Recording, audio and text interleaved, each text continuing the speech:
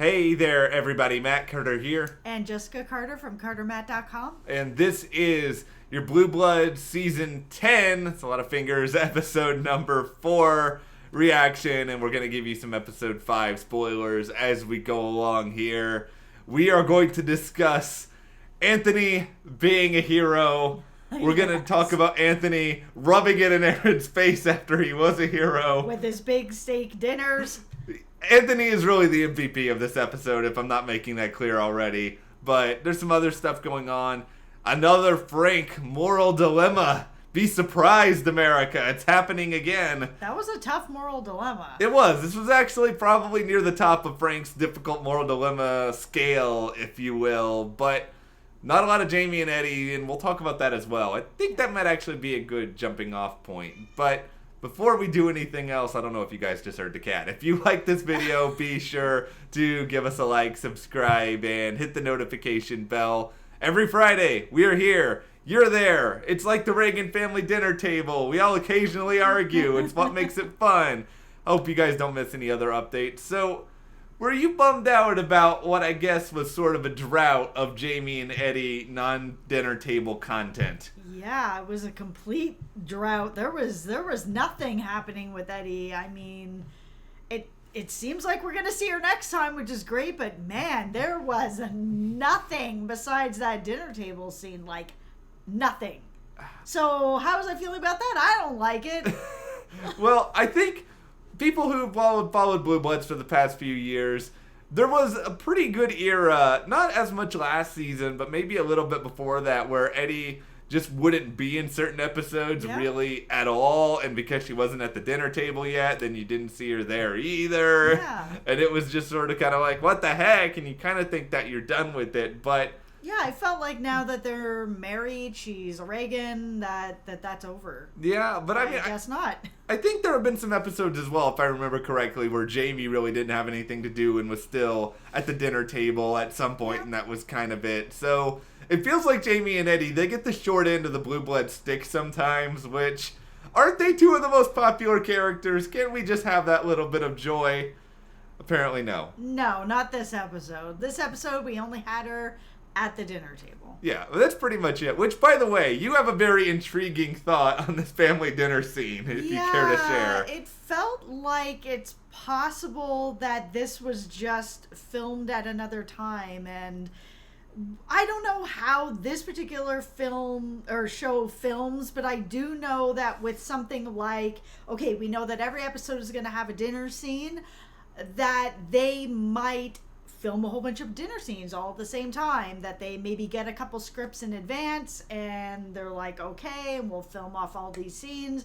But this particular dinner scene didn't feel like it didn't fit into the stories of the night, but at the same time it didn't really fit in either. It was just kind of, it felt like it could have been a dinner scene that was plopped into any show because it makes sense for the overall arc of this show and how every episode has those really important tent poles that are always there. So this dinner scene feels like it could have been cut into any episode. You know what it felt like to me? It's like, we do a lot of puzzles, and sometimes you get really far near the end of the puzzle, and you feel like you've got a piece that you're like 99.9% confident fits into where it is. It looks like it's fine, but then it doesn't quite fit right, and then you get mad, and I mean, by you, I mostly mean me, and then I'm just like, get in there! I know you fit! And I just try to like jam it in, and end up knocking part of the piece up, like completely off into smithereens, and I think they tried to sort of fit a square peg into a round hole here. It was just like, it fits well enough. Yeah, it like I said, it fit well enough for this idea that the show does have these tent poles that you know are going to be in the episodes, like Frank's moral dilemmas, and they're always going to come up. So did it fit in? Sure, it fit in. Did it actually really bring anything more to this case or any of the cases that were going on? Not really, no. No, it felt like they knew that they needed a family dinner, but then at the same time they were like, well, we don't really have any content for the family dinner. Yeah. Well, it's really weird though. We were here last week talking about Nicky and her possible future on Blue Bloods. She was there. She's there. No conversation at all about how the interview went. No, nobody knows how that went. She hasn't gone for it. Maybe not. Who knows? Nobody knows. That's why this dinner scene feels like it was just plugged in, and it makes sense for filming that you would do that instead of shooting a whole episode and then doing the dinner scene. It's always in the same location. Shoot a whole bunch of them at once. It makes sense filming wise, budget wise. You have everybody there. It helps for times when Eddie's not going to be part of the episode. It all makes sense. Well, let's talk now about someone who's never at the family dinner table, much to my great sadness. Anthony. Oh, Anthony. But he had a great dinner. He had a great dinner. It just wasn't at the Reagan family dinner table. He had his own family dinner with Aaron, where he got into the braggadocious position after they decided they needed a big win. They needed to do something for the people.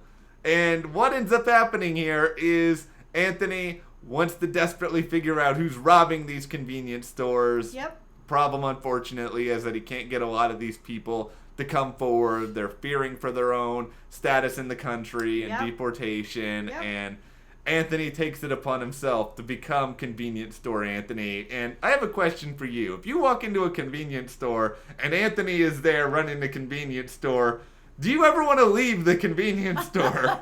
I would just want to hang out with him. I agree. I mostly found it strange that he knew he was part of this sting and he's like, hey guys, it's going down. Where are these cops? Why aren't they just outside the door? Anthony could be dead 10 times over. Here's the 1s and the 5s and some 10s. Wait, let me fool around with the 20s.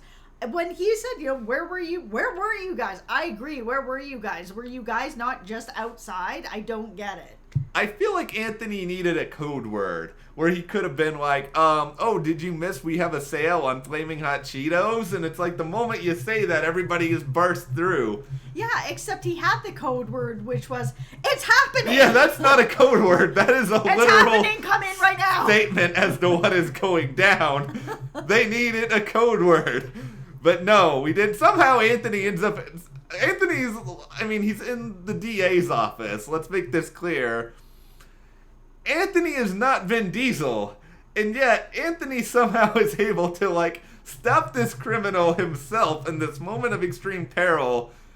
I don't know if any of this is, remotely believable for the situation, Well, here's the thing about Anthony, and I haven't seen every episode of Blue Bloods, so I'll put that out there. I've never pretended that I have. I don't know everything about Anthony, so I don't know what Anthony's background is before this. I don't know if he was a cop. I don't know if he was just a lawyer. I don't know everything about him. Maybe he does... jujitsu on the side in his spare time? Probably not, but you never know. Maybe he goes and rolls with people. You don't know. I just think Anthony, he had the killer instinct. It's either that or he has the intersect from Chuck in his head, and that signaled danger, and then he knew to react to danger and save the day. Yes, I will reference Chuck every chance I get in these videos, but... I just really, out of all of that, I just love... Aaron and Anthony's friendship. Their relationship is so fun, and there's something about Anthony that brings out this really, brings out the smiles with Aaron. And Aaron's a really serious character, and I understand why. Everybody on the show is very serious. They're doing a really serious job. There's a lot of really hard stuff happening. So, yeah, I get it. Anthony... That scene where they're having the dinner and he's rolling around in his I'm the best meal, those smiles that you get out of Aaron and their friendship, I live for it. I love it. You know what I would love to see? I want them to do karaoke. Get the two of them at a karaoke bar. I want to know... Where is this going? I don't know either, but I want to know what Anthony's song of choice is. I think you gotta have these people have some fun on Blue Bloods here or there, and that is what's nice about it. It gives us fun, and we needed fun because you were taking away the Jamie and Eddie, and they typically have some lighter storylines, and instead what we end up having here elsewhere are two really, really serious storylines. Yeah. We have Danny and everything that is going on here. This was heavy.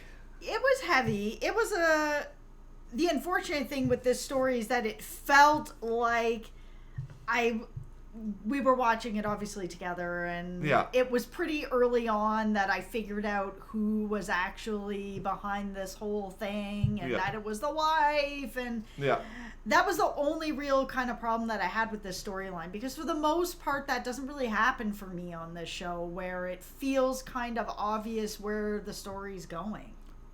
Yeah, I mean, I didn't predict it in the same way that you did. I mean, it felt like it was not going to be as obvious as it was presented, and that there was going to be some sort of wrinkle in there. But, you know, this ultimately, they sold it in a way that made sense. It was sort of, okay, the message here is the power of police work doing what it can in order to save the day. And very rarely with a Danny and Baez case is anything as it seems. Yeah. But, you know, while I think it was a compelling case, I don't think this still alleviates our issue of we're not getting the grade A Danny Reagan material that we've had in the past. Yeah, I feel that as well with this season. I mean, there was some stuff that was in the premiere that I really liked, and there are some changes that are coming with him that have been happening with him that I really like. But yeah, this episode and the last episode with Danny, I feel like it just hasn't been there for him just yet. It hasn't, and I think it's going to come. I mean, it seems like Donnie's doing some fun stuff on his Instagram stories, hanging out at, like, creepy places in the woods, so maybe we're getting some fun stuff with him down the line. It's just right now, I mean, this was a compelling case for what it was, but also I don't think really top tier for Danny. I mean, for Frank, this is about, I think, as good as it's going to get drama-wise for Frank. Yeah, this was a really... Holy smokes, this was a really tough moral dilemma for him. And him having that conversation with Jamie at the end about his wife and that type of situation, and him not even really 100% knowing where he would fall on that.